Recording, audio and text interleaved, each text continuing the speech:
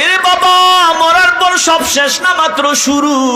একটু দিলটা নরম করিয়া দাও, একটু কলিজার ভিতরে কথাগুলো ঢুকায়া নাও।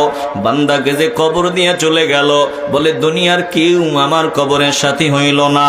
বান্দা নজর দিয়া দেখবি, কে জানি বন্ধু একজন কবরে হাজির হয়ে গেল।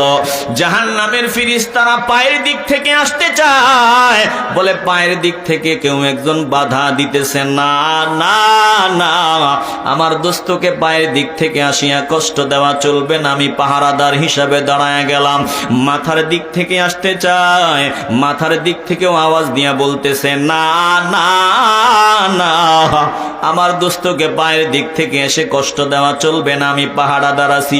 বলে ডান দিক থেকে আসতে চায়, ডান দিক থেকে ডাক দিয়া বলে না না না, ডান দিক থেকে এসে আমার দোস্তকে কষ্ট দেওয়া চলবে না।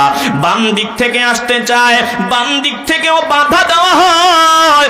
এবার আযাবের ফেরেশতারা বিদায় হয়। কবরওয়ালা ডাক দিয়া বলবে, কে গো, তুমি কে? আজ আমার কবরে আমাকে আমার বন্ধু হিসাবে হাজির হয়ে গেলা।